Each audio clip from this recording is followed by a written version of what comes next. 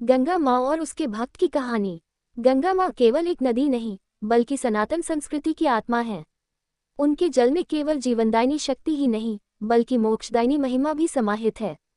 इस कहानी में एक ऐसे भक्त है जिसने माँ गंगा के प्रति अपनी श्रद्धा और भक्ति से न केवल अपना जीवन धन्य किया, बल्कि एक अलौकिक अनुभव भी प्राप्त किया। कई सौ वर्षों पहले एक छोटे से गांव सत्यपुर में एक बालक का जन्म हुआ। उसका नाम भानु रखा गया। भानु बचपन से ही धर्म, कर्म और ईश्वर भक्ति में रुचि रखता था। उसके पिता एक किसान थे जो अपने खेतों में परिश्रम करते और माँ घर की देखभाल करती थी। भानु को छोटी उम्र से ही गंगा माँ की महिमा सुनने का बहुत शौक था। गांव के बुजुर्ग जब भी गंगा जी के चमत्कारों की कहानियां सुनाते तो वह मंत्रमुग्ध होकर सुनता। एक दिन गांव में एक संत आए जो काशी से प्रयागराज की यात्रा पर थे। वे लोगों को गंगा माँ के दिव्य स्वरूप और उनके जल की पवित्रता के बारे में बता रहे थे। भानु भी वहां बैठा सुन रहा था। संत ने कहा, गंगा केवल एक नदी नहीं, बल्कि स्वयं देवी है। उनके जल में स्नान मात्र से पापों का नाश हो जाता है। भानु के मन में यह वचन गहराई से बैठ गया। उसने संकल्प लिया कि वह भी गंगा माँ की भक्ति करेगा और उनके दर्शन के लिए जाएगा। कई वर्षों बाद जब भानु युवा हुआ तो उसने घर छोड़कर गंगा की यात्रा पर जाने का निश्चय किया। वह पैदल ही अपनी यात्रा पर निकल पड़ा। रास्ते में उसने कई आश्रमों में साधु संतों से मुलाकात की। उसने सुना कि हरिद्वार, प्रयागराज और वाराणसी में गंगा माँ के विशेष तीर्थ स्थान हैं, जहाँ जाकर भक्तों को विशेष आशीर्वाद प्राप्त होता है। कई दिनों की कठिन यात्रा के बाद भानु हरिद्वार पहुंचा। वहां उसने गंगा में स्नान किया और प्रार्थना की, हे माँ, मुझे अपने सानिध्य में रहने का आशीर्वाद दो। उसने वहां के संतों से गंगा की महिमा सुनी और ज्ञान प्राप्त किया। हरिद्वार के बाद भानु काशी की ओर बढ़ा। वहां उसने देखा कि हजारों लोग गंगा के घाट पर स्नान कर रहे हैं और दीपदान कर रहे हैं। उसने भी एक छोटा सा दिया जलाया और माँ गंगा से प्रार्थना की। लेकिन भानु को संतोष नहीं हो रहा था। वह और अधिक निकटता चाहता था। एक दिन भानु गंगा के तट पर ध्यान में बैठा था। उसने संकल्प लिया कि जब तक माँ गंगा उसे दर्शन नहीं देंगी तब तक वह वहीं रहेगा।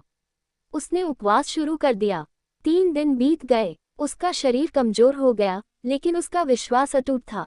चौथे दिन भोर में जब सूर्य की पहली किरण गंगा की लहरों पर पड़ी तो अचानक जल में एक दिव्य प्रकाश प्रकट हुआ। भानु ने अपनी आंखें खोली तो उसे एक सुंदर स्त्री का दिव्य स्वरूप दिखाई दिया। वे स्वर्ण आभूषणों से सुसज्जित थी। उनका चेहरा चंद्रमा की तरह चमक रहा था और उनका वस्त्र श्वेत प्रकाश से दीप्त था। भानु समझ गया कि यह स्वयं माँ गंगा है। माँ गंगा ने कहा, वत्स, तुमने कठिन तपस्या की है। मैं तुम्हारी भक्ति से प्रसन्न हूँ। तुम मुझसे क्या वरदान चाहते हो? भानु के नेत्रों में आंसू आ गए।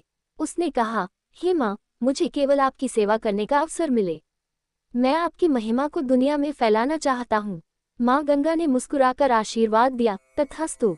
जाओ, मेरे भक्तों को मेरा संदेश दो। जो भी सच्चे मन से मेरा स्मरण करेगा उसे मोक्ष प्राप्त होगा।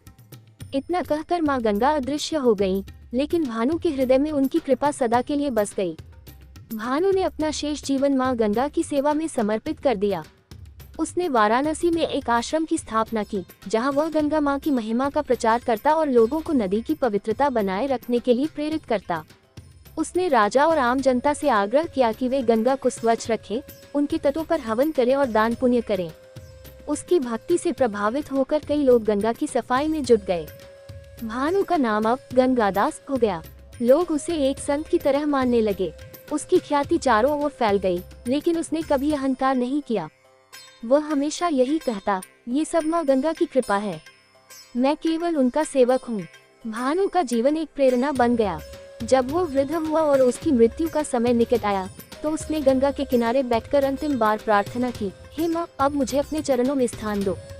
कहा जाता है कि जैसे ही भानु ने ये कहा, गंगा की लहरें अचानक तेज हो गईं और एक दिव्य प्रकाश ने उसे घेर लिया। वह गंगा माँ के जल में समा गया और फिर कभी नहीं देखा गया।